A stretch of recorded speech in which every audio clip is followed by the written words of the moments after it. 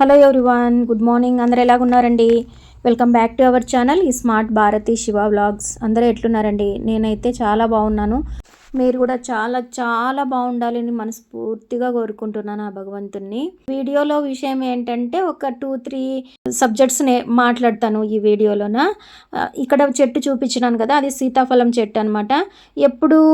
ఎప్పుడైతే అంటే మనం ఆ పంట వచ్చే సీజన్లోన మంచిగా రావాలంటే అన్ సీజన్లో దాన్ని ట్రిమ్ చేయడము, మంచిగా గ్రూమింగ్ చేసుకోవడము, అలా చేస్తుంటే చెట్లైనా ఏవైనా అంతే అనమాట.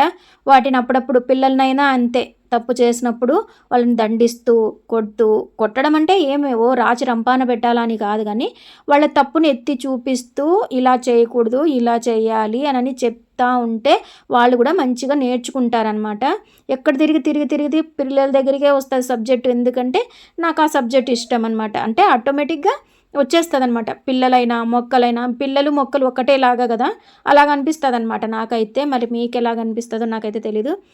సీతాఫలాలు చూసినారా? అస్సలు ప్రతి ఒక్క ఫ్రూటు, ప్రతి ఒక్క వెజిటేబుల్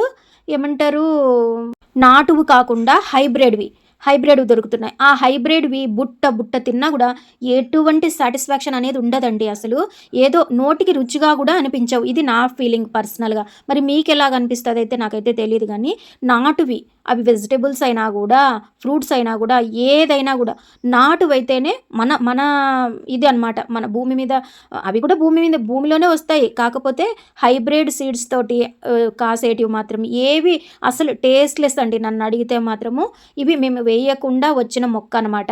అంటే అప్పుడప్పుడు చుట్టుపక్కలంతా కాంపౌండ్ చుట్టూ క్లీన్ చేసుకుంటాం కదా, అప్పుడంతా దాన్ని ట్రిమ్ చేస్తా అన్ సీజన్లోన దాన్ని శుభ్రంగా చుట్టుపక్కల ఏం లేకున్నట్లు అట్లా పెట్టుకున్నాం. కాబట్టి ఆ వర్షాలకి సీజన్ ఉన్నప్పుడు వస్తాయి అనమాట. చెప్తారు కదా, కర్మఫలం ఎప్పుడైనా వస్తుంది, సీతాఫలం సీజనల్గానే వస్తాయి. ప్రతి ఒక్క ఫ్రూట్ సీజనల్గానే వస్తాయి అనమాట. సీజనల్గా వచ్చే ఫ్రూట్స్ ఖచ్చితంగా తినాలి. మేము ఇదైతే ఏ కష్టం లేకున్నట్లు, ఏ మందు వేయకోకుండా దాన్ని ఊరికే ఒక సంరక్షణ చేస్తూ ఉన్నాం కాబట్టి అన్ని ఫ్రూట్స్ వచ్చినాయి, బాగున్నాయి. ఇంకా మా పాప ద్వారా తెలుసుకున్న విషయం ఏంటంటే, వాళ్ళు సైన్స్ చదువుకున్నారు కదా, ఇప్పుడు అన్ని ఫ్రూట్స్ తెంపి పెట్టేస్తున్నారు. చెట్టు మీదన్నా మాగిద్దాంలే అని అనుకుంటే పశువులు కాసేవాళ్ళు ఉన్నీరు. అందుకే తీసి పెట్టేసి ఒక దగ్గర. మనం అప్పుడు ఏం చేసేవాళ్ళము, పాతకాలం అప్పుడు ఏం చేసేవాళ్ళము, బియ్యంలోనో లేకపోతే జొన్నల్లోనో ధాన్యాల్లోనో డార్క్ ప్లేస్లోనో వరిగడ్డిలోనో పెట్టేస్తారనమాట. పెట్టి మాగబెడతారు కదా. అలాగా కాకుండా ఏదైనా ఒక్క ఫ్రూట్ అన్నా మాగినేది ఉంటే, అంటే పండిండేది ఉంటే మిగిలిన పచ్చికాయలు కూడా పండుతాయంట దాని ప్లేస్లోన. అంటే అట్లా ఒక్కొక్కటి బాగానే తిన్నామన్నమాట.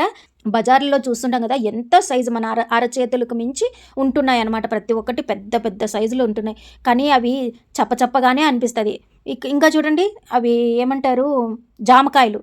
లోపల ఫ్రూటు ఎర్రగా రావడము, సీడ్స్ ఎక్కువగా ఉండడము, అసలు పంటి కింద పడితే అసలు టేస్ట్లెస్, అసలు టేస్టే ఉండదు అనమాట. మన మామూలు జామకాయలు పచ్చి కాయ కానీ, చిన్న కాయ కానీ కొరికి చూడండి, ఎంత ఒకలాంటి వగరు ఉన్నా కూడా స్వీట్నెస్ ఉంటుంది. అవునా కదా చెప్పండి? ఇదే వీడియోలో చూడండి, ఇన్ని వచ్చినాయి కాయలు. మేము ఫస్ట్ టైం అయితే అన్నీ బూజు పట్టిపోయినాయి. దాన్ని మంచిగా మేము నిల్వ చేసుకునే పద్ధతి తెలియక, మళ్ళీ సెకండ్ టైం అట్లా 2-3 సార్లకి మంచిగానే తీసుకొని, ఎక్కువగా ఉన్నాయంటే వాళ్ళకిద్దాం వీళ్ళకిద్దాం అనే ఆలోచనే ఉంటుందన్నమాట. ఇచ్చినాం కూడా, వాళ్ళు దగ్గర మాగలేవు చెడిపోయినాయి అన్నారు. కొంచెం అలా నొక్కంగానే ఒకలాంటి లైన్ ఎట్లుంటుందంటే, లైట్ పీచ్ కలర్, ఏమంటారు, ఒక్కొక్కటి మనం ఒలుస్తాం కదా, ఆ తోలుకి గ్యాపుల్లోన లైట్ పీచ్ కలర్ వచ్చినప్పుడు ఆ కాయలు ఇంకా మాగడానికి వస్తున్నాయి అని లెక్క అనమాట. అవును, అడగడమే మర్చిపోయినాను. మీకు కూడా సీతాఫలాలు అంటే ఇష్టమేనా? నాకైతే భలే ఇష్టం అనమాట. కానీ ఎంటీ స్టమక్తో తీసుకోకూడదు అంటారు కొన్ని రకాల రోగాలు ఉన్న వాళ్ళు.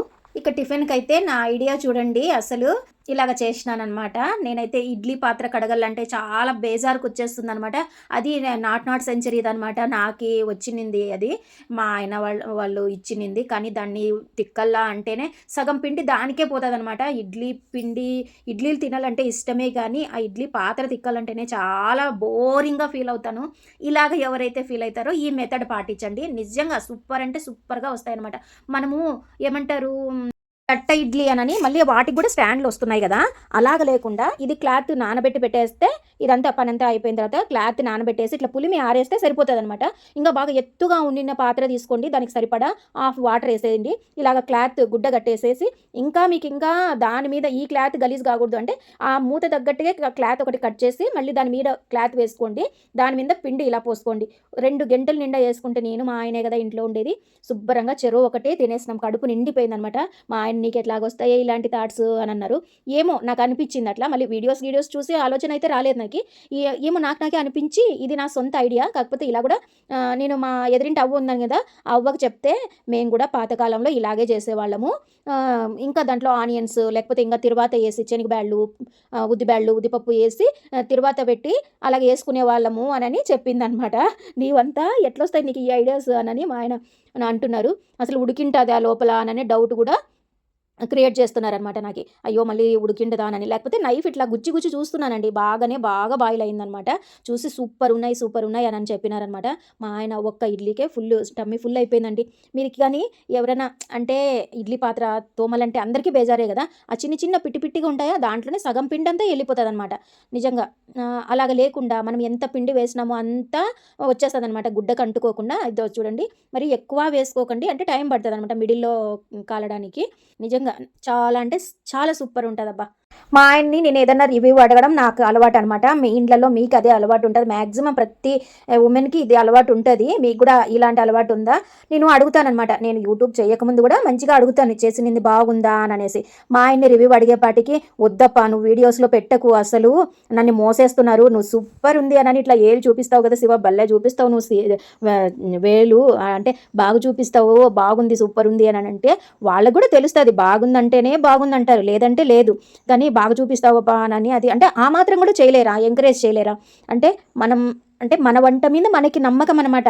అంటే వాళ్ళ కోసమే కదా చేసేది, వాళ్ళంత మంచి రివ్యూ ఇచ్చినారనుకో అదొక సాటిస్ఫాక్షన్ అనమాట. మా ఆయన భయపడతారనమాట నాకు వీడియోస్ తీయొద్దు నన్ను అని. ఆఫీస్లో కొలీగ్స్ కూడా ఆట పట్టిస్తారంటండి. మళ్ళీ భర్తకి భార్యే కదా ప్రతి దాంట్లోన తోడు ఉండేది, అలాగే భర్త కూడా భార్యకి తోడు ఉండాలి అన్ని విషయాల్లో. ఏమంటారు మరి, మీరేమంటారో కామెంట్ సెక్షన్లో కామెంట్ చేయండి గైస్. ఇలా టిఫిన్ సెక్షన్ అయిపోగానే ఇదో చూస్తున్నారు కదా, ఈ కంపెనీది ఎల్జీ వాషింగ్ మిషన్ కోసము నేను వాషింగ్ మిషన్ టబ్ క్లీన్ కోసము నేను క్యాప్సిల్ అంటారా అది ఒకటి వేసి ఆ పౌడర్ ఆ ప్యాకెట్ వేసేసినాను అనమాట. అయినా అండి అస్సలే క్లీన్ కాలేదు.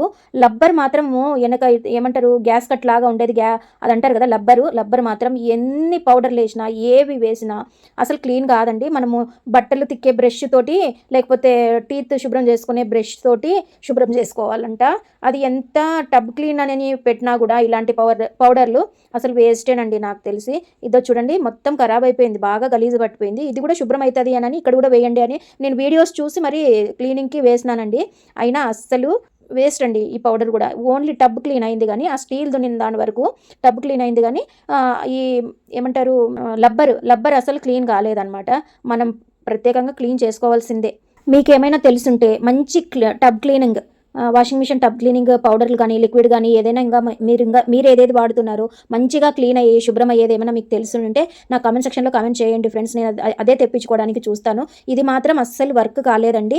ఇదండి నా చిన్న వీడియో. మీకు నచ్చినట్లయితే ప్లీజ్ లైక్ చేసి ఛానల్ని సబ్స్క్రైబ్ చేసుకోండి ఫ్రెండ్స్. ఈ స్మార్ట్ భారతి శివ వ్లాగ్స్ అనే యూట్యూబ్ ఛానల్ సబ్స్క్రైబ్ చేసుకొని మీ ఫ్రెండ్స్ రిలేటివ్స్కి షేర్ చేయండి. Thank you for watching. ఇంతవరకు నా మాటలు విన్నందుకు ఓపిక్గా. ఓకేనా? ఖచ్చితంగా మీరు నాకు ఏదో ఒక మంచి మీకు బాగా వర్క్ అయినది యూజ్ అయినది నాకు సజెస్ట్ చేయండి. నేను అది ట్రై చేసి టబ్ క్లీన్ నేను మంచిగా యూజ్ చేసుకుంటాను. Thank you for watching.